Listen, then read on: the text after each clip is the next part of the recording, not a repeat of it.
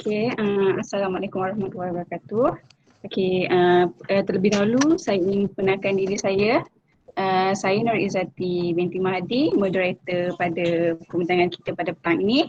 Terlebih dahulu saya ingin mohon kepada cikgu-cikgu untuk mutekan mikrofon anda sebelum kita mulakan pembintangan kita pada petang inilah.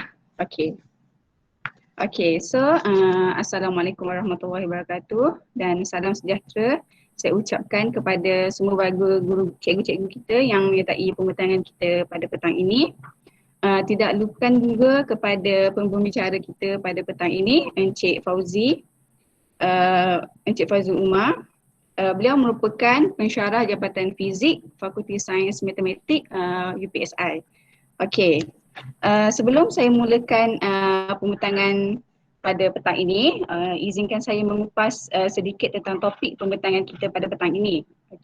Topik fizik kuantum ni telah diperkenalkan dalam DSKP Fizik tingkatan 5 dan akan diajar pada mulai tahun 2021.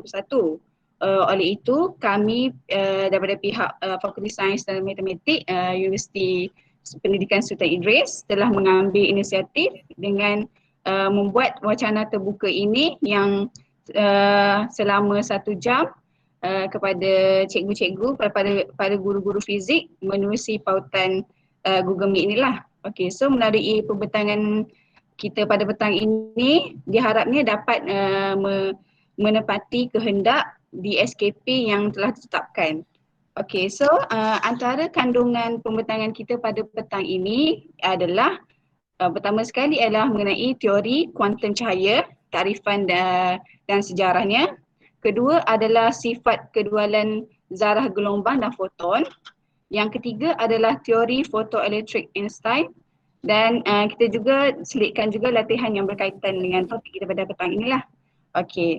Sebelum meneruskan pembintangan ini, saya ingin menyampaikan beberapa perkara lah mengenai pembintangan kita pada petang ini. Pertama sekali, Encik Fauzi akan membuat pembintangan selama 45 minit dan diharapnya sepanjang pembintangan berlangsung dimohon tiada sebarang gangguan. Dan sesi soal jawab akan dibuka setelah pembintangan tamat. Sekiranya cikgu-cikgu ada soalan yang ingin dilontarkan, cikgu-cikgu boleh type soalan-soalan tersebut di laman chat dan saya akan kumpulkan soalan-soalan tersebut dan semasa sesi soal jawab saya akan bertanyakan kepada Encik Fauzi. Cikgu-cikgu juga sebelum membagi soalan, cikgu boleh bagi nama dan dari sekolah mana, lepas tu tulis soalan yang cikgu ingin tanyakan lah. Lepas tu di laman chat tu juga saya ada sediakan satu link untuk slide pembintangan kita pada petang ini. Seterusnya saya ingin mempersilakanlah Encik Fauzi untuk memulakan pembintangan beliau pada petang ini. Dipersilakan. Terima kasih. Dengar Izzati? Dengar? Good.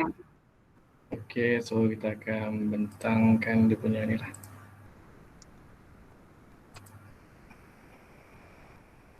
Full screen.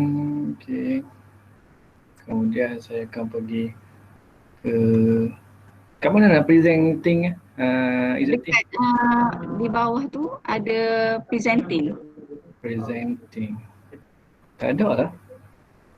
Ada dekat tepi tu Encik Fauzi. Dekat sebelah pada titik. Present now. Good. Yes. Present now.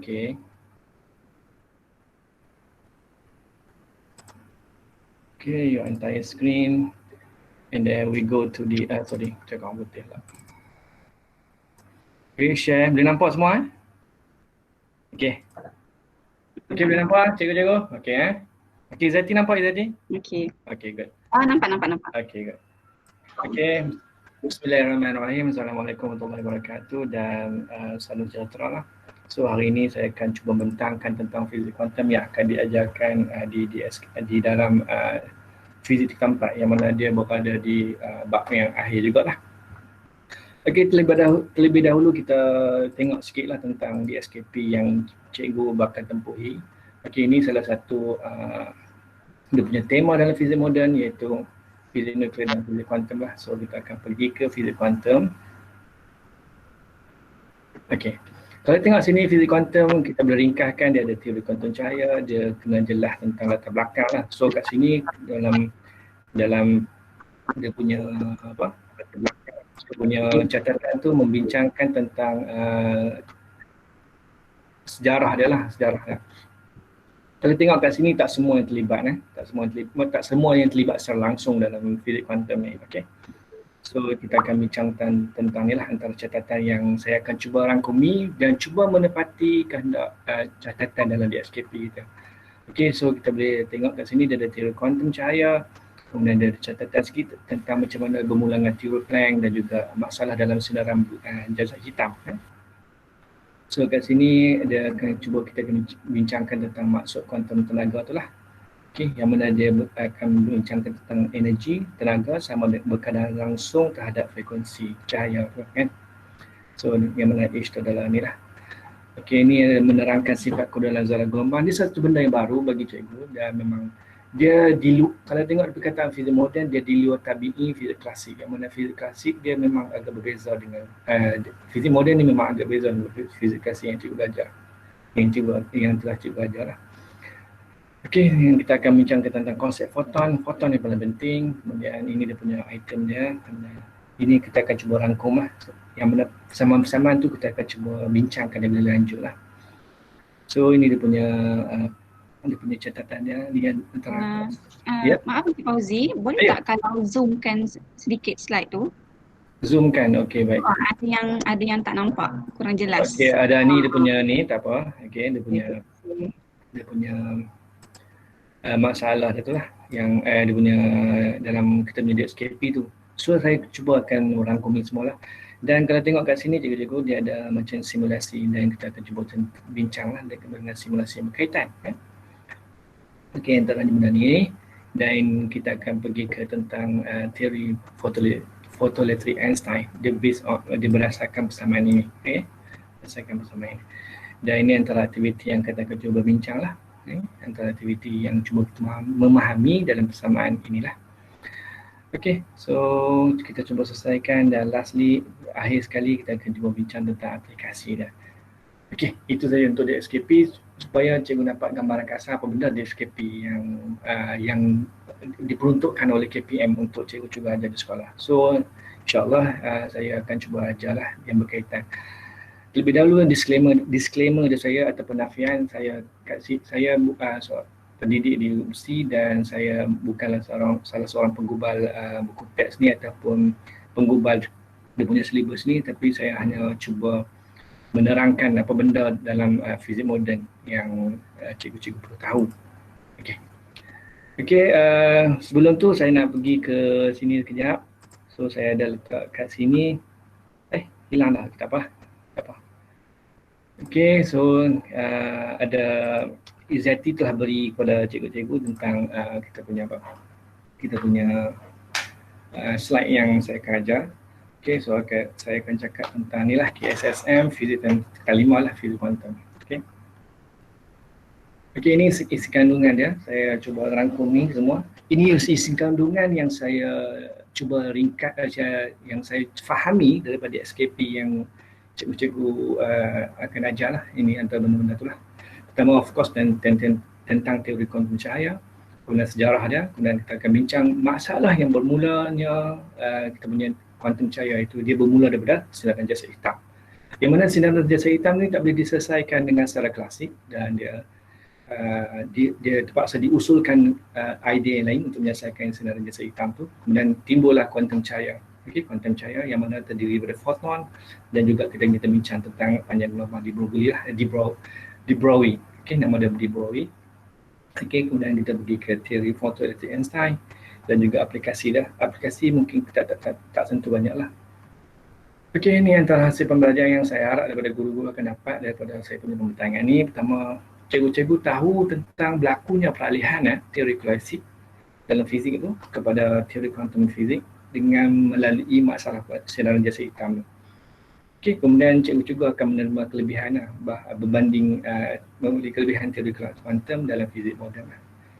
Sekarang ni cikgu belajar tentang fizik moden. Mana kata apa yang cikgu percaya tentang fizik sebelum ni cikgu lupakan lah. Mana kata dia benda baru lah. Mana kata dia punya idea agak berlainan daripada fizik klasik. Kemudian kita akan cuba ada latihan sikit lah. So kita ada latihan sikit dan kita akan cuba buat sama-sama. Kemudian cikgu akan cuba mengira lah masalah tu, dan ini yang keempat ni saya mungkin saya terpaksa buat satu sesi lain sebab saya ada membina satu set amali sebenarnya, berpandukan simulasi lah, tapi tak apa, kita bincang sebuah sedikit saja. Okey, jom kita pergi tentang takrifan dulu. Kalau tengok dari segi DSKP tu, dia selalu menyebut perkataan teori kuantum cahaya, benda teori kuantum cahaya tu. Of course perkataan yang sangat agak jargon bagi kita ialah kuantum. Jadi kuantum tu apa? Jadi kuantum tu diambil dari perkataan Latin iaitu quantus. Dia bermaksud beberapa banyak lah, macam the quantity lah. Dan kuantiti dia tu macam macam bentuk satu persatu dan boleh kita artikan sebagai discrete lah. Mana kata kita boleh katakan countable quantity, quantity yang boleh dikira. Mana kata one by one. Dia tak macam mana kata discrete. Okay. Oleh itu kita boleh definisikan teori kuantum cahaya sebagai teori menerangkan sifat fizik cahaya secara diskret. Mana kata cahaya tu kita akan pertimbangkan dia secara diskret, one by one. Dia bukan lagi selanjar, bukan lagi continuous. Okey, sedikit tentang ni. Dia ditemui oleh Max Planck pada tahun 1900. Kemudian dia diguna oleh Einstein, Albert Einstein, dan de Broglie dalam kedua landasan gelombang ataupun dalam bahasa Inggeris wave particle duality. Kemudian Niels Bohr, dia guna idea ni untuk masalah hydrogen atom. Di mana hydrogen atom kalau digunakan kaedah klasik itu memang terbatal habis. Sifat memang tak dapat menerangkan sifat fizik ni, mana kata gagal untuk menerangkan sifat fizik itu. Itu yang Bohr gunalah dan dia berjaya. Okey, sedikit sejarah. Okey, bermula dia punya masalah tu bermula dari sinilah, iaitu bermula daripada sinaran jasa hitam. Okey, sinaran jasa hitam yang kita bincang. Kemudian Rayleigh dan John Rayleigh dan juga James Dean dia gunakan hukum termodinamik dan dia menggunakan kuantiti selanjar. Okey, mana kata gunakan kuantiti selanjar. Okey, kita bincang sikit tentang selanjar dengan diskret. Kalau kita segi matematiknya, kalau kita bercakap selanjar tu, okey, contoh X di antara 0 hingga 10. Kalau selanjar kita boleh katakan bahawa 0.01 juga masih dalam range tu, dalam julat tu. 9.999 pun masih dalam range tu. Mana kata boleh disebaran nombor dalam dia punya kuantiti selanjar tu. Itu maksud dia. Kalau diskret pula, kita akan menggunakan N sama dengan 0, 1, 2, 3 sampai 10. Mana kata kalau 0.1 bukan lagi dalam range tu, dia benda lain lah. Dia mesti 0, 1, 2, 3 dan dia ada 10 number je. Ada 9 number lah kalau 10-an. Itu maksud diskret. Dan kes ni kita akan bincang diskret one by one. Okay. Kemudian Rayleigh Jean digunakan kaedah selanjar tu, mana kata boleh sebarang nombor. Kemudian Max Planck pula membaiki idea tu dengan mempertimbangkan tenaga tu secara diskret lah. Yang mana dia terpaksa memasukkan satu permala yang sangat kecil, memang sangat kecil, iaitu 6.6 dalam 10^34 lah joule second. Dia punya permala, dia ada unit lah permala. Kemudian Albert Einstein menggunakan permala tersebut lah, H tu, untuk menyelesaikan masalah fotoelektrik lah, dalam kajian dia pada tahun 1905. Dan daripada penemuan ni, Albert Einstein diberikan hadiah Nobel fizik pada tahun 1927.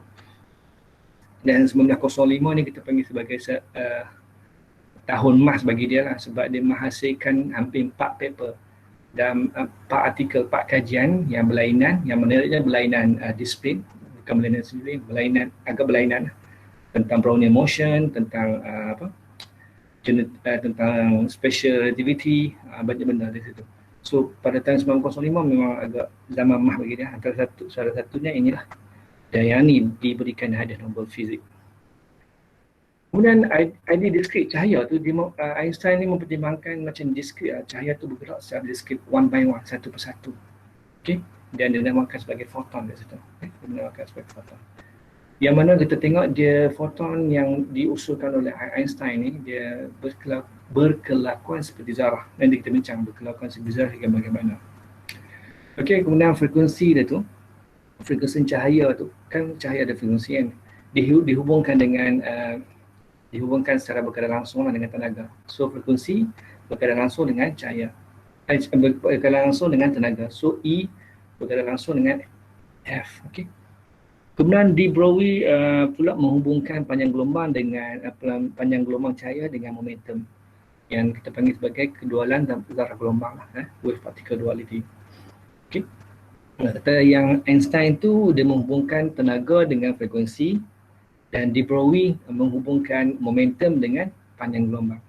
Manakala Niels Bohr pula dia memperihalkan orbit elektron kan. Orbit elektron tu dia pertimbangkan secara diskret.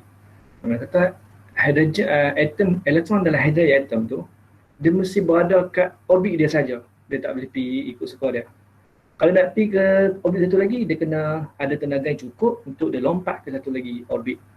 Itu orbit. Sebab tu kita tengok sini persamaan dia, tengok ini L sama dengan m h over 2 pi bahagi 2 pi. L ni angular momentum. Kita tahu kan angular momentum macam tu. Kalau dia macam ni kita punya angular momentum kat atas. So N ni adalah number. Ini discrete lah, number discrete. H ni adalah Planck, pemalar Planck dan 2 pi kita tahu lah 2 pi. Okey, itu je benda yang Bohr. Okey, kemudian kita pergi ke sinaran jasa hitam sebab dia ni masalah. So kena bincang benda apa masalah ni. So jasa hitam adalah apa? Jasa hitam adalah objek unggul yang menyerap cahaya dan juga menyinar secara perfect, secara sempurna. Nanti kita tengok dari satu je tengok dulu lah. Okey, ni maksudnya. Mana kata satu cahaya daripada luar, tengok cahaya daripada luar. Dia punya idea tau. Sebenarnya body sinar jasa hitam ni dia adalah kita panggil sebagai theoretical object. Dia adalah objek teori je, dia tak wujud. Bukan tak wujud, dia memang suka nak mustahil nak wujud lah. Jadi idea dia ialah macam ni, cahaya tu masuk sini dan ini dalam hitam, kawasan dia punya ni hitam, dalam objek ni hitam. Cahaya masuk situ dan dia pergi sini, cahaya tu akan diserap oleh ni. Disebabkan dia punya objek suka untuk dapat unggul, suka dapat perfect. Jadi akan diserap, sebahagiannya akan dipancarkan, akan dipantul. Kemudian diserap kat sini pula, bahagian akan dipantul, serap ni akan dipantul dan seterusnya lah sehingga dia lengkap, dia serap kesemuanya sekali cahaya tu. Disebabkan dia serap semua cahaya tu, dia akan mencapai satu panggil sifat equilibrium dia tu. Lepas tu dia akan memancar. Itu yang kita nak. Itu secara eksperimental lah. Idea dah lah. Okay. Itulah jasa hitam sebenarnya. Okay. Kemudian sinar jasa hitam pula, of course lah, sinaran daripada dia lah. So ialah sinaran yang terhasil daripada objek yang dikenakan tenaga sama ada haba yang tadi, elektrik ataupun cahaya elektromagnet ke elektromagnet lah, cahaya elektromagnet. Tapi dalam kes ni untuk mudahkan faham, kita boleh tafsirkan sebagai sinaran jasa hitam, sebagai sinaran haba lah. Antara macam kita bukan dia bukan perfect. Ikut dia contoh ni. Antaranya macam matahari, kita boleh pertimbangkan sebagai sinaran jasa hitam, tapi dia not perfect jasa hitam, itu je. Perfect jasa hitam. Dan kita boleh katakan dia approximate, agak menghampiri jasa hitam tu. Okey, sinaran jasa hitam tu, okey. Dia dah menghasilkan sinaran kan, dan sinaran tersebut kita akan tafsirkan dalam bentuk graf. Yang graf tu keamatan per unit panjang gelombang melawan panjang gelombang, dan kita boleh lihat di sini lah. Ini kita punya keamatan keamatan per panjang gelombang melawan panjang gelombang. So kita kena dapati dia macam ni. Kita akan bentuk macam ni lah. Okey, tengok kat sini dia punya ni adalah suhu berbeza. Suhu berbeza. Jika kita kenakan suhu kat atas objek tu, so dia akan memberikan wavelength yang berbeza-beza, iaitu panjang gelombang yang berbeza-beza. Panjang gelombang berbeza-beza. Okey, so kita dapat graf ni. Sekarang ni kita nak tafsir graf tu pula.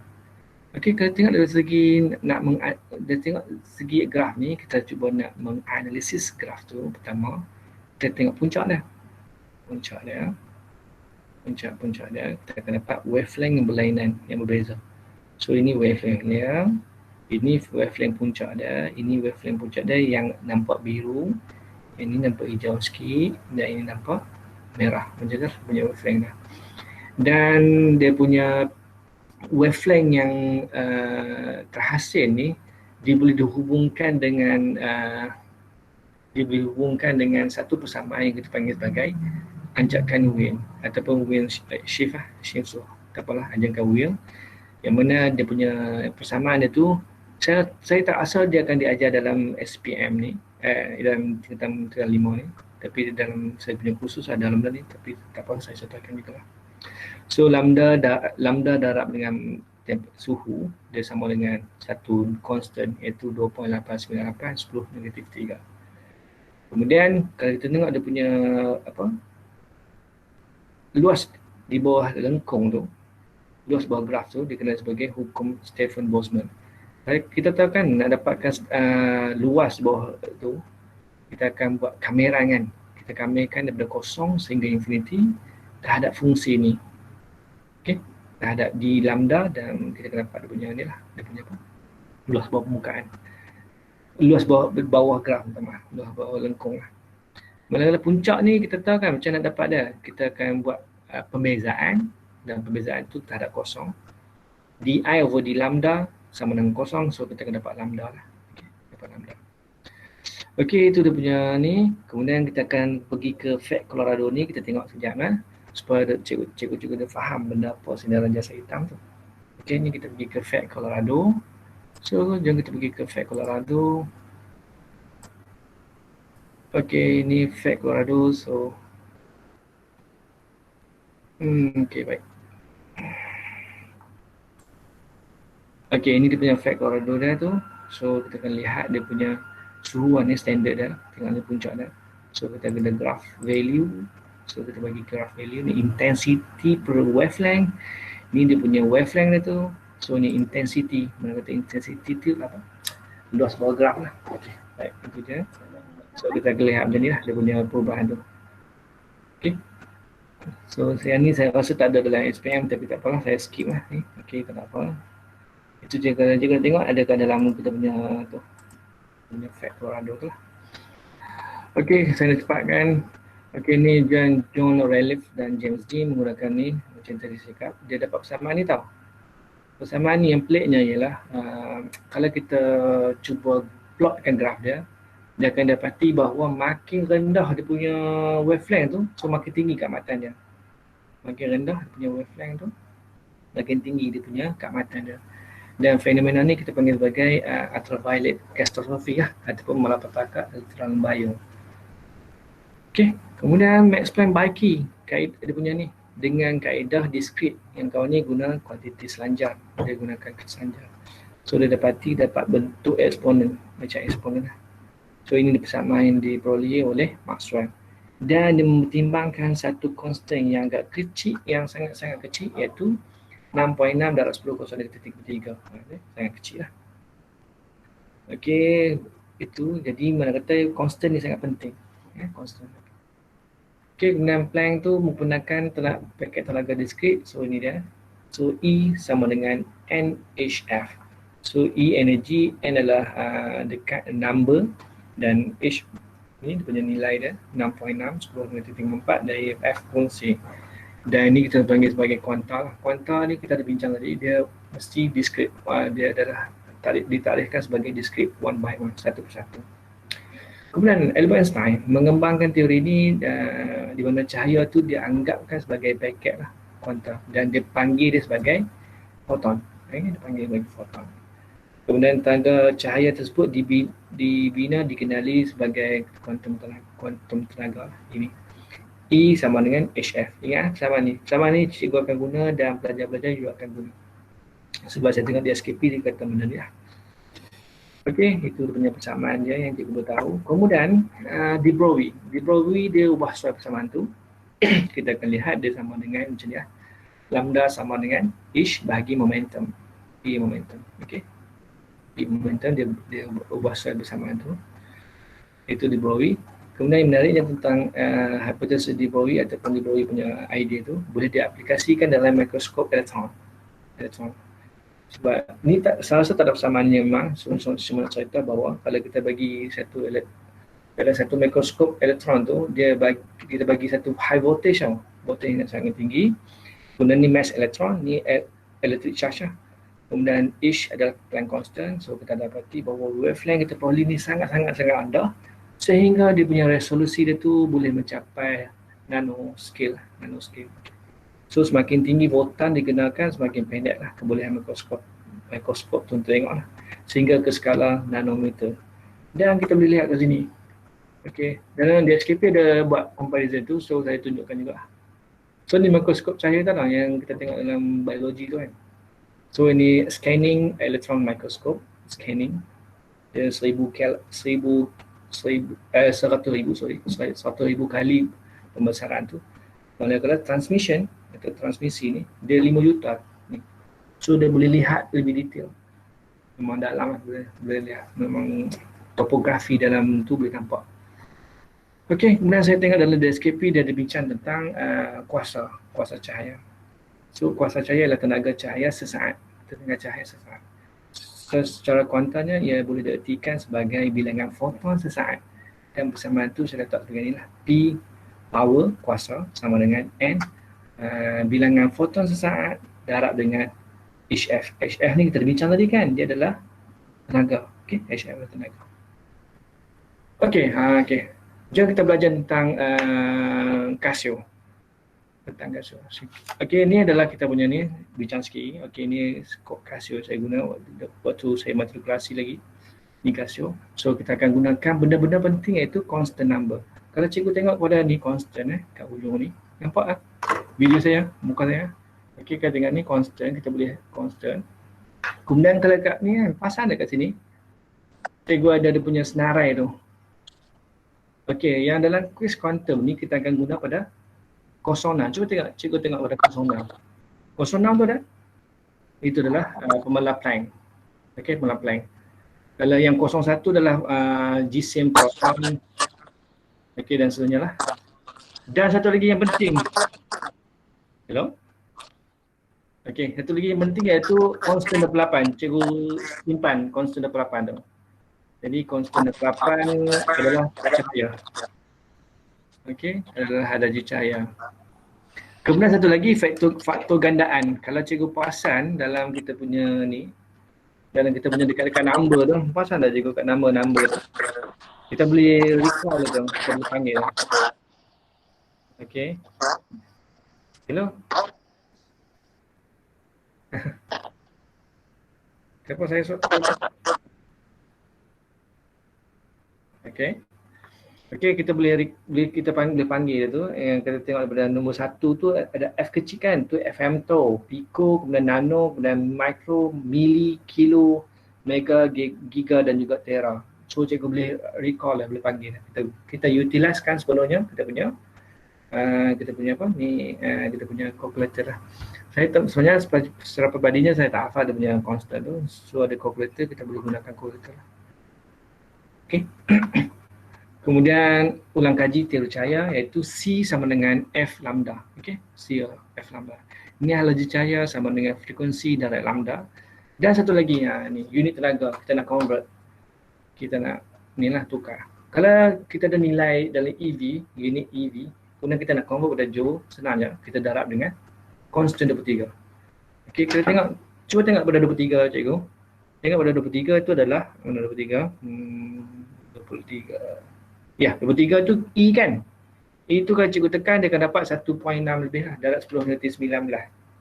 Constant 23 kita dapat 1.602. Mana kata cikgu utilize sepenuhnya lah dia punya calculator ni, senang aja kan.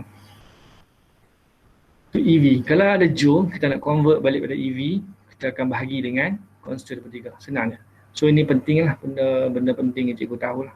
Supaya senang nak guna calculator tu. Okey, jom kita buat latihan sikit. Okey, kita boleh latihan sikit. Soalan pertama ialah tentukan foton bagi bagi cahaya warna hijau dengan panjang gelombang 530 nanometer. Okey. Jom kita jawab soalan nombor 1 dulu. Tengok soalan 1 dulu. Okey, jom kita buatlah. Memenangkan tak ada masa, saya skip lah. Kita pergi ke sini. So, kita tengok persamaan tu. Okey, kejap.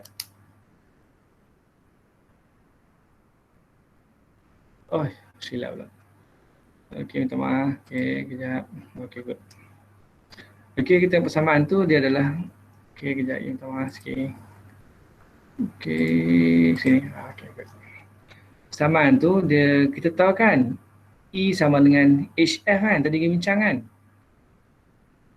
Okey, cikgu juga tahu tentang C sama dengan lambda F kan. Jadi F sama dengan C over lambda. So, mana kata cikgu substitute je dalam ni. So, cikgu akan dapat H C over lambda. So, lambda kita berapa tadi? Saya lupa lah. Sekejap tengok. Lambda kita ialah di 530 nanometer. So, senang je. Okey, baik. Okey, H C kemudian 530 nanometer. Okey, jom kita gunakan kajian mudah. Cikgu tak payah hafal daripada ni, cuma cikgu apa cikgu boleh buat ialah cuma cikgu tekan constant 06 dapat H kan. Kemudian constant 28 dapat C kan. Kemudian bahagi, kita buat kurungan untuk selamat. Cikgu tekan 530 kemudian shift, kita nak call dia punya nano tu. Shift kemudian tekan nombor 3 iaitu N. So cikgu akan dapat nilai dia macam tu. So saya akan dapat 3.7 lebih lah. So saya akan dapat 3.7 5 lebih kurang darab 10 kuasa negatif 19. Dan ini apa cikgu? Unit joule. So kalau cikgu nak convert kepada joule, cikgu kena bahagi dengan saya ajak tadi, iaitu bahagi dengan E. Itu constant 23. Ini constant 23. So jom cikgu bahagi dengan constant 23. Constant 23, so cikgu akan dapat berapa? So cikgu akan dapat 2.34 EV. Itu cara nak tukar dia punya nilai. Okey. So itu soalan nombor 1. Jom pergi soalan nombor 2 pula. Soalan nombor 2 senang je. Senang. Yang ni senang je. So saya bagi idea lah. So dah ada ni. Kita dah bincang tadi kan. A sama dengan okey, bukan H, lambda. So lambda sama dengan HP kan. Tadi kan ada satu dia punya ni kan. Jadi P itu sama dengan H over lambda. Jadi lambda tu cikgu ambil 530 nanometer masuk sini. Lepas tu ni constant 06. Cikgu boom dapat soalan, dapat jawapan. Habis contoh. Okey, kemudian apa lagi soalan seterusnya. Okey, good. Ni tenaga foton senang je. Ni direct terus. Senang kita gunakan ini. Ni direct terus senang. Tak payah banyak cerita. So constant 06. Kemudian cikgu darab dengan berapa tadi? Manalah? 600 terahertz. 600 terahertz lah. Okey. So cikgu darab tu dapat jawapan dalam unit joule. Okey. Cikgu dapat unit joule. Okey, jom kita try. Constant 06. Kemudian darab dengan 600. Kemudian shift tera. So cikgu akan dapat, saya dapat ni lah. Saya dapat apa? 3.98 lebih kurang lah. Okey, 10 negatif 19 dalam unit joule. So cikgu convert dengan kepada unit electrovolt, cikgu kena bagi dengan ni kan. Bagi dengan constant 23 kan. Itu E dia. So cikgu akan dapat 2.48. Lebih kurang 2.48 lah. 2.48 EV. Okey, itu je. Kemudian saya kena cepat minta maaf cikgu lah. Saya kena cepat, tak apa kan. Okey, seterusnya soalan ni iaitu kita nak dapatkan benda ni tenaga foton hijau. Kita juga dapatkan tenaga foton hijau dengan panjang gelombang 550 nanometer je. Cuba buat tengok. Okey, so kita padam ni kan. Aduh. Okey, macam mana padam? Aduh. Tak apalah. Okey, ni. Okey. Don't save. Mana dah? Ni. Okey. Jadi kita gunakan inilah.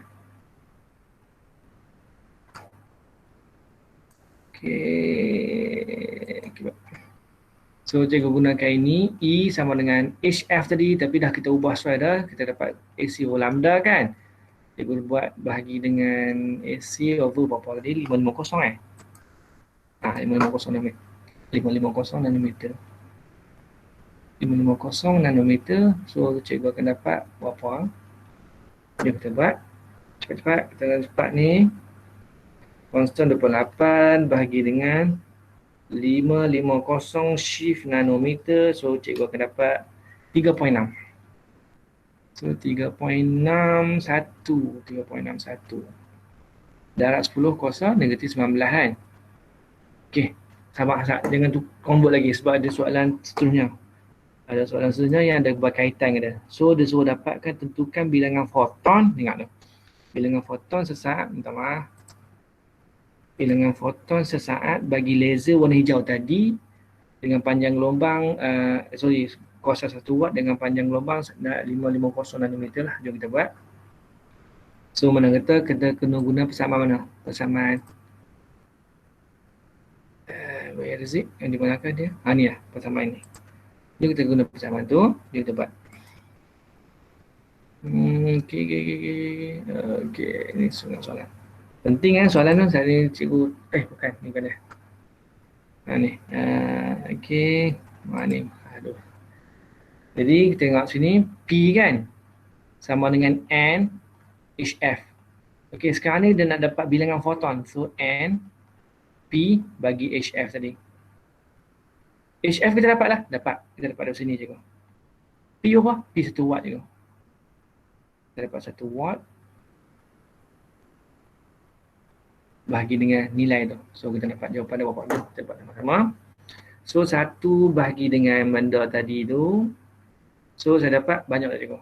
Itu saya dapat dan sekitar bilangan foton itu cikgu. 2.7 berapa? 2.77 tu kan? Darab 10 kosong 18 tu. 18 bilangan foton tu. Cikgu. Bilangan foton. Banyak cikgu. Memang banyak lah. So kita dapat macam tu kan. Okey, itu je soalan dah. Kita dah selesai soalan. Okey, ni dia SKP dah bincang tadi, tak apa. Kita dah skip, tak apa ni. Okey. Kita baru pergi masuk ke fotoelektrik Einstein. Okey, sebenarnya ada satu lagi kegagalan yang lain iaitu kegagalan kesan fotoelektrik. Dulu dia orang gunakan teori klasik tau. Dia orang teori klasik bahawa ada satu cahaya kan kena permukaan tu. Kemudian dia ada satu detektor. Kemudian detektor tu kesan tau kehadiran satu elektron. Mana elektron tu tersingkir kena ada punya detektor tu. Dia orang pun heran tau macam mana boleh ni kan. Jadi depa guna kaedah teori klasik iaitu menggunakan keamatan sebagai idea dia, sebagai prinsip untuk masalah tu. So dia orang pun guna keamatan tu kan. Okey, keamatan. Jadi dia orang gunakan keamatan, kita tengok ni secara teori tau. Dia orang gunakan 10 negatif 10 watt per meter square ke atas permukaan tu. Okey, ke atas satu permukaan tu yang mana kita tahu kan elektron tu, atom tu, metal, logam, dia ada free particle kan, dia ada free elektron. Jadi dia orang berandaikan antara atom dengan atom tu dia punya jarak dia lebih kurang ni lah 3.10 dan 10 10. Okey. So dia punya jarak tu. Jadi dengan tenaga ikat, mana kata elektron tu terikat dengan dia punya atom dia tu 2.1 eV. Dan dia dapati tu, cikgu, dia dapati kita kena menyinari dia punya permukaan logam tu sepatutnya secara teorinya kita menyinari selama 1188.7 tahun exposure period tu. Dan based on persamaan ni lah, ni persamaan tu. Tapi kalau tengok secara eksperimental tu, fotoelektrik tu dia keluar terus tau. Dia kena sinaran terus keluar. Dia kata dia kontradik dengan andaian secara fizik klasik tu. So ada masalah kat situ Ada masalah kat situ. Jadi Einstein pun buat idea macam ni lah. Okay. Dia buat idea gunakan kuantum cahaya yang daripada Planck tadi, guna kuantum cahaya. Okey, kuantum tenaga tu, cahaya tolak dengan punya fungsi kerja. Fungsi kerja tu tenaga ikat elektron tu. Okey, elektron yang terikat pada permukaan tu. Kemudian sama dengan kinetic energy. Ini kinetic energy kan, tenaga kinetik. Sorry. Ini tenaga kinetik. So, okey. Okey, dia punya ni. Foton cahaya dengan tenaga HF mengenai permukaan, di mana elektron tu terikat dengan fungsi kerja, kemudian dia menyingkirkan elektron tu dengan kinetic energy dia. Okey, soalan saya. Apa yang berlaku jika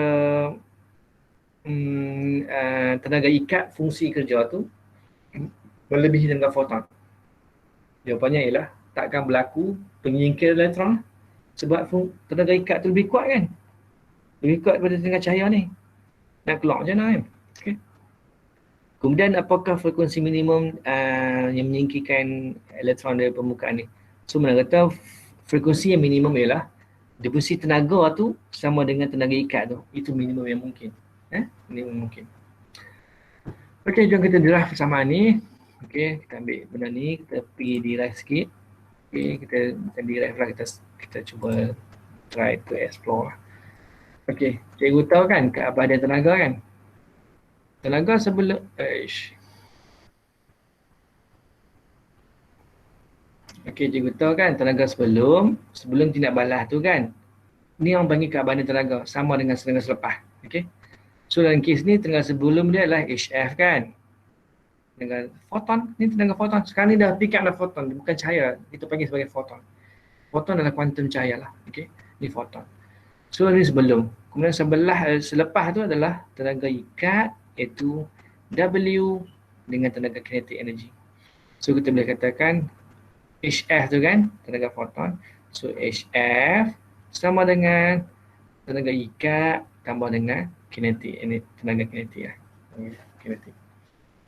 Jadi kita boleh buat sesuai persamaan tu, jadi half mv square sama dengan bawa ke sana, dia akan jadi HF tolak dengan W. Jadi kita ada derive lah persamaan ni. Kita derive lah.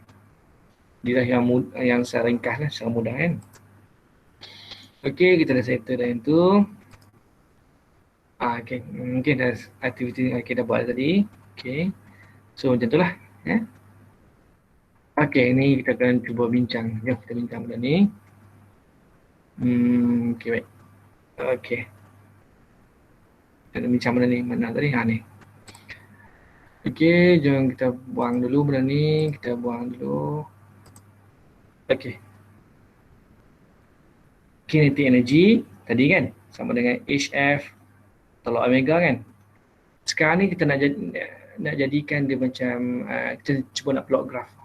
Cikgu ingat kan nak plot graf Y sama dengan MX plus C kan. Okey. Jom kita buat graf. Kalau kita ada graf K dengan frekuensi, so kita dapati bahawa kita punya C ni kan, ni pintasan Y dia kan. Dari pintasan Y dia mesti negatif. Okey. Dan dia punya tu dia ada linear, dia ada persamaan linear. Jadi dia akan jadi linear kat sini. Sama, okey, persamaan linear. Okey, persamaan linear dah. Okey, soalan saya. Kecurahan dia berapa cikgu? Kecurahan dia M dia. Gradient dia berapa? Gradient dia ialah H lah. Itu formula Planck. Okey, formula Planck H. Okey, ni pula. Apakah pintasan X itu? Ni pintasan Y, iaitu W. Pintasan X dia cikgu? Pintasan X dia adalah frekuensi ambang. Jom kita buat frekuensi ambang. Jadi kalau kita punya apa? Kinetik energi kosong, ya dengar, kinetik energi kosong sama dengan HF kan? Tolak omega pula W kan? So kita dapat HF sama dengan W. Sekarang ni F dia bukan F biasa, dia F kosong, I mean the minimum, frekuensi minimum. So kita dapat frekuensi minimum kita ialah W bagi dengan H. Ini yang kita panggil sebagai mudah. saya panggil sebagai benda ni lah, iaitu frekuensi ambang yang kita sedang bincang ni. Ini frekuensi ambang. Formula Planck tak juga? Formula Planck itu adalah kecerunan itu. Itulah formula Planck dah. Fungsi kerja pula. Fungsi kerja dia ialah sudah. Fungsi kerja ialah perlintasan Y. So kita dah ni frekuensi ambang yang kita dapat, ini kecerunan dia, ini perlintasan Y. Okey, sekarang jom kita pergi ke warna cahaya berbeza-beza. Apa berlaku pada warna cahaya berbeza-beza? Kalau kita dapat, katakan kita ada benda ni kan. Katakan kita ada warna, contoh tak kisahlah warna apa, katakan kita letak sebagai F dia. Okey. Kemudian kita ada satu lagi frekuensi lain. Kita ada cahaya lain dapat sama juga macam ni. Katakan F prime. Kemudian satu lagi F double prime. Kita dapat dia punya lebih beza punya graf. Kali ini bukan benda sains. Kena padam lah. Kain cikgu ingat dia pintas pada situ pula. Okey, satu lagi macam ni dapat lah. Jadi F double prime senang sikit. F double prime.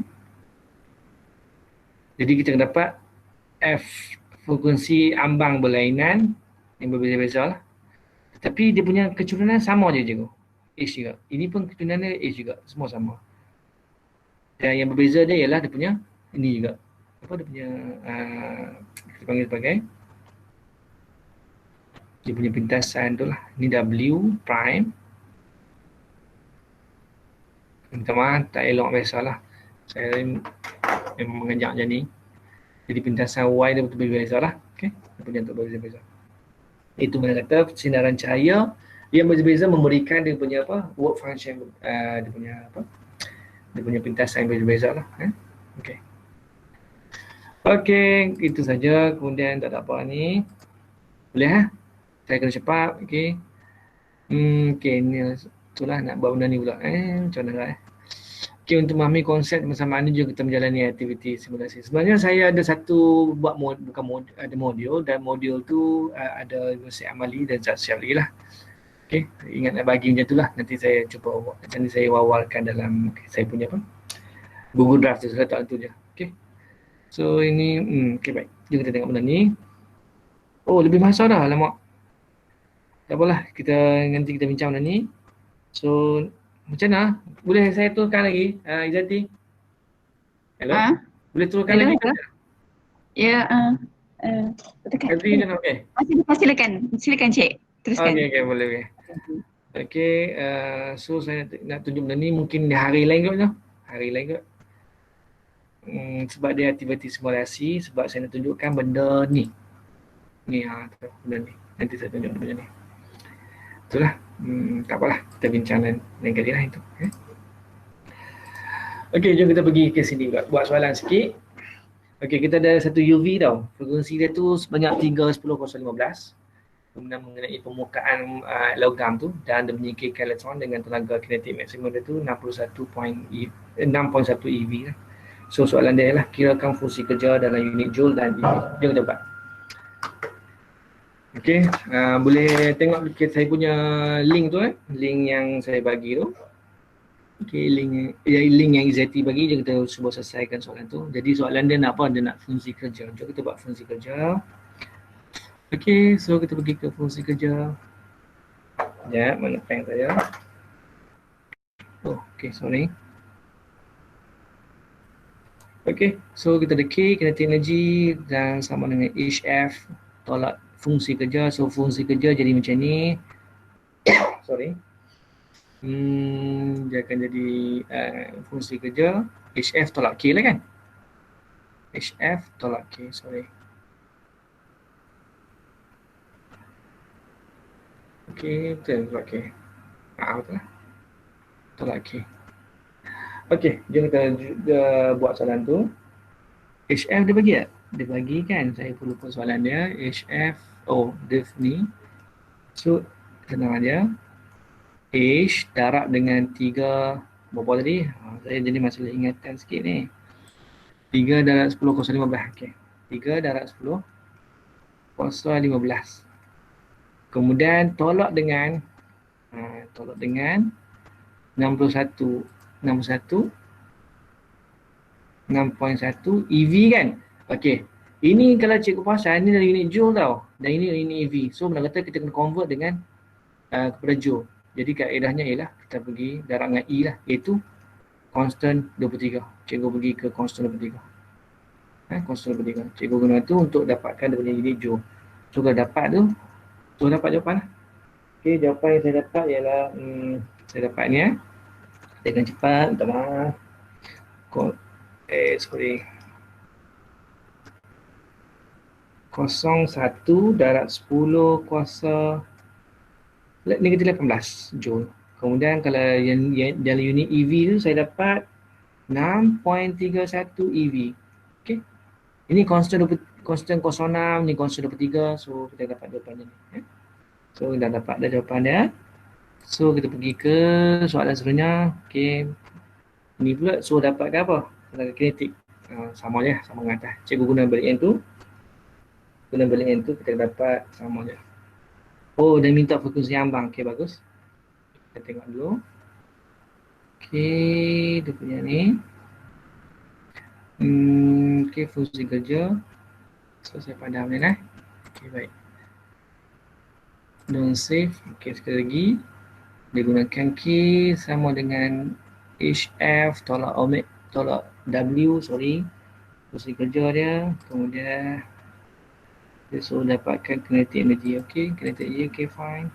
Oh, dan kita punya tu adalah lambda kan, perasan tak? Jadi kita akan ubah dia punya persamaan tu, kita dapat AC over lambda, kemudian tolak dengan W. Okey. Okey, kemudian apa lagi? Okey, kita dapat AC bagi berapa lah, saya tak ingat dah, tak apa nanti. Itulah saya masalah ingatan, minta maaf banyak. 3.8 dengan 210 nanometer. 210 nanometer 3 point tu dia kata dah 3.68. Ingat ni 68 ni EV tau, dia bukan ni. Jadi cikgu kena darab dengan E, itu constant 23. Cikgu buat constant 23. Ni pula gunakan shift kan. So kita akan dapat, saya dapat jawapan dia, iaitu saya dapat dalam 3.56 darab 10 kuasa negatif lah, negatif 19 joule. Okey. Dan kalau unit EV dia tu adalah 2.22 EV. Ni joule, ni EV. Okey, kemudian dia suruh minta apa lagi? Dia minta frekuensi ambang. Okey, frekuensi ambang senang je. Kita pergi ke frekuensi ambang, kita ambil ini kan. Okey, ini isu dia. Ambil tu fungsi kerja tu. 3. Kita ambil tadi 3.68. Okey, 3.68 tu fungsi kerja tu, frekuensi ambang tu adalah W over H kan. Is it over H? Yes.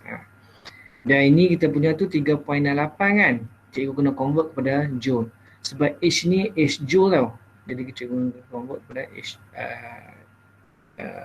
convert kepada joule. Darab dengan constant 23. Tak apa saya tulis.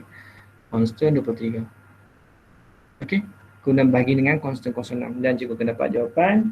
Jawapan yang saya perolehi iaitu 8.90 kot. Cuba cikgu cek. Okey, saya buat cepat-cepat ni. 10.14 Hertz. Itu jawapan dia untuk ni. Jadi cikgu akan bermain dengan persamaan. Dan memang cikgu, dia tak ada apa dalam kes fizik model ni, fizik kuantum yang dalam photoelectric effect ni. Dia hanya bermain dengan aljabar linear je. Aljabar linear pula. Aljabar biasa je. So dia simple algebra. Don't worry, jangan memang. So dia simple algebra. Cuma bermain dengan benda tu. Cuma yang cikgu perlu terapkan dari cikgu iaitu sekarang ni cahaya tu tidak lagi selanjar tapi dia quantum, iaitu discrete. Okay, discrete one by one. Okay, ni aplikasi kesan photoelectric effect. Mana kita ini je lah. Dia berlaku dalam solar cell kita tu. Dan dia dalam kita punya photovoltaic tu dia terdiri daripada semiconductor kan, dan dia ada hole dengan ni. So kalau ada cahaya tu dia akan excite kita punya elektron tu pergi ke hole dan menghasilkan current dan akan bercahaya tu. Okey, ini dalam bawah ini saya petik daripada dalam DSKP. DSKP ni letak benda ni. Petik lah, memang saya letak lah sebab kita kena follow DSKP daripada KPM. Okey, segala nota dan bahan tu saya akan kongsi dari pawatan ni. Cikgu save lah dia punya ni. Nanti saya akan cuba masukkan secara berkala lah. Sikit-sikit. Okey, itu saja daripada saya. Okey, terima kasih. Okey. Okey, utamanya ambil masa pula. Okey, tak apa. Okey, terima kasih kepada Encik Fauzi di atas pembentangan sebentar tadi. Okey, sekarang kita akan buka sesi soal jawab. Jadi kepada cikgu-cikgu yang ingin bertanyakan soalan kepada Encik Fauzi, boleh typekan di laman chat tu. Jadi saya yang akan baca dan saya akan tanya Encik Fauzi sendiri. Okey. Tapi sebelum tu tadi ada Cikgu Said Suhaimi, dia dah ada soalan dia tanya. Soalan dia, apakah jawapan mudah kepada pelajar tingkatan 5 kalau mereka bertanya apa itu kuantum, apa itu foton? Okey, senang kata macam ni, kuantum satu benda discrete. Dia kita ambil secara literal lah, kita bincang secara literal. Itu dia adalah sesuatu kuantiti yang discrete. Suatu kuantiti yang discrete sehingga mengubahkan fizik tersebut. Sebelum ni kita mempertimbangkan cahaya tu sebagai selanjar, kontinu, secara can be any number. Okey, contohnya ni, kita tahu kan tingkat 1, 3, 2, tingkat 3, dia kita boleh kategorikan sebagai discrete. Mana orang kita kata saya berada di tingkat 1.5, tak ada. Dia bukan selanjar, dia kena berada, sama ada saya berada di tingkat 1, 2, 3 atau 4. Itu discrete. Orang kata kuantum adalah discrete. Dia punya satu kuantiti fizik yang didiskretkan. Okey, itu je. Manakala cahaya yang tadi, apa dia tadi? Sorry, kuantum cahaya. Kuantum. Foton. Saya dengar foton. Foton ni cahaya tu kita pertimbangkan secara kuantum, iaitu secara discrete, one by one. Mana kata cahaya tu tidak lagi kita pertimbangkan sebagai selanjar, cahaya yang berkeamatan tu, tapi kita pertimbangkan dia sebagai paket by paket bergerak. Mana kata foton by foton lah. Okay. Mana kata paket by paket, macam sekutu-sekutu datang macam tu. Timbang macam tu. Okey. Okey, terima kasih. Cikgu Lau bertanya, selain daripada mikroskop elektron, apakah aplikasi lain yang berkaitan dengan teori kuantum? Dia sebenarnya berkaitan dengan benda-benda yang agak kecil, dia punya apa? Dia punya kecil, dia punya apa? Skala tu, pada skala yang sangat kecil, kena pertimbangkan lebih lanjut lah. Dan kalau aplikasi itu boleh kita pertimbangkan yang tadilah, yang mana yang saya tunjuk fotovoltaik tu. Fotovoltaik ada cahaya matahari kan. Cahaya matahari itu kena dan excite dia punya elektron tu pergi ke hole. Dia fotovoltaik tu adalah semiconductor, so dia akan menghasilkan arus. Kita boleh pertimbangkan macam itulah. Dia punya excite, dia punya elektron daripada fotovoltaik tu pergi ke conduction band tu. Dia akan menghasilkan current, conduction, pergerakan. Okey. Ada soalan lagi. Okey, daripada Cikgu Ambrose. Dia tanya, elektron yang dikeluarkan daripada elektron valence atau daripada orbital yang lebih dalam? Okey, kita bincang ini. Yang kalau bincang pasal electron valence, dia macam ni. Kita ambil yang ringkas lah, iaitu kita ada satu halogen atom. Okey. Halogen atom kan. So saya bincang tadi bahawa halogen atom tu dia ada petala dia sendiri, orbit dia sendiri. Ada orbit 1, 2, 3, 4. Yang mana kalau kita belajar kimia sikit, dia ada macam N lah. Okey, 1s2 macam tu kan. Okay, kita bincang yang orbit satu tu. Elektron yang dikeluar tu daripada elektron valence ialah, kalau dalam kes ada atom tu, daripada dia punya ground state, dia terus keluarkan daripada atom tu. Keluar terus daripada elektron. Mana kata kita singkirkan elektron tu lah. Okey. Ya, okey, bagus lah. Bukan dia kalau dalam orbiter dalam, katakan jangan pertimbangkan hydrogen atom, tapi pertimbangkan yang lebih besar sikit, atom karbon. No, saya rasa nak ambil atom ni lah, atom magnesium. Kalau atom magnesium dia punya elektron tu banyak kan. Kalau dia excite dia, kalau kita singkirkan elektron daripada luar, daripada dalam tu, yang dalam tu, so mana kata dia akan kosong kan. So dia akan kosong, so mana kata walaupun dia kena untuk keluarkan dia tu kena tenaga tinggi kan. Jadi kalau tenaga tinggi dia akan keluar elektron tu. So mana kata dia kosong, dia akan diisi oleh elektron atas tu, akan isi.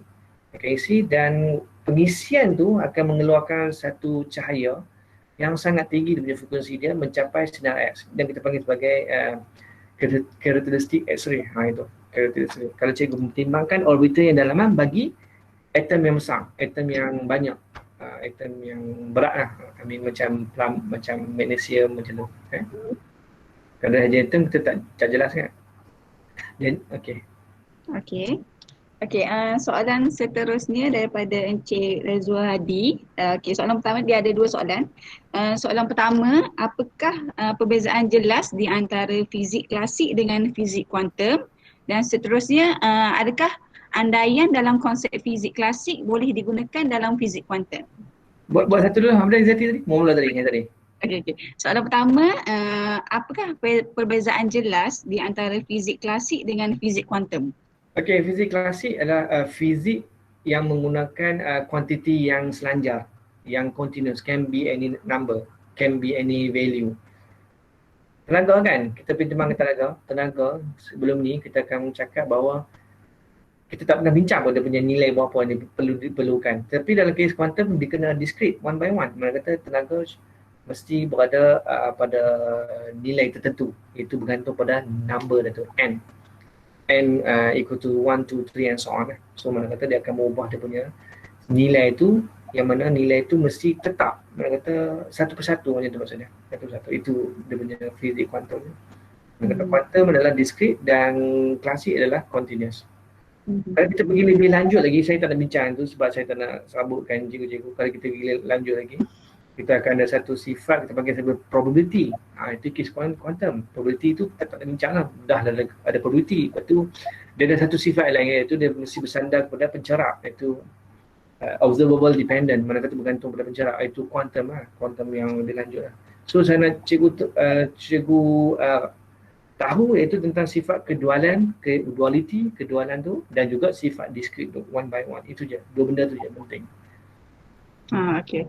Lepas tu soalan keduanya, boleh tak andaian dalam konsep fizik klasik tu digunakan dalam fizik kuantum? Tak boleh lah, andaian tak boleh. Memang tertolak, bukan tertolak, tak terpakai dalam kes tertentu. Tak terpakai.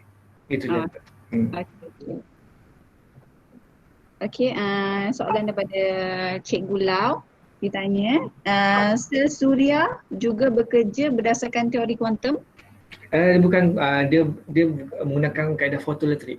Dia macam bentuk fotoelektrik lah. Di mana kata kita ni cahaya tu yang datang tu, cahaya matahari tu kita consider dia sebagai foton kan. Foton, lepas tu kena dia punya kat atas solar cell. Solar cell tu dia adalah fotovoltaik mengandungi semiconductor. Semiconductor tu dia punya apa? Dia punya conduction band dan juga valence band. Mana kata kalau foton tu kena dia punya valence band dan membuatkan dia lompat ke conduction band, so dia akan jadi current lah, dia akan menghasilkan arus lah. Itu dia punya dalam kes fotovoltaik sel suria tu. Okey. Jika tiada apa-apa soalan lagi daripada cikgu-cikgu, kita boleh tamatkanlah pembincangan kita pada hari ini. Cikgu boleh buat survey dekat ada bagi dekat Google Form, dan cikgu-cikgu juga boleh pergi ke laman Facebook kami jika ada apa-apa, macam kalau ada lagi next meet macam ni. Okey, saya nak ucapkan terima kasih lah, banyak-banyak terima kasih kepada Encik Fauzi dan kepada cikgu-cikgu yang sudi sertai pembincangan pada hari inilah. Okey. Sekianlah daripada pihak saya. Saya ingin mohon maaf lah kalau ada apa-apa salah silap tutur salah cakap ke. Okay. Lepas tu okay lah. Kita bertemu lagi di lain-lain tangan. Okay. Okay, Assalamualaikum warahmatullahi wabarakatuh. okay, masih Terima kasih. semua. Baik.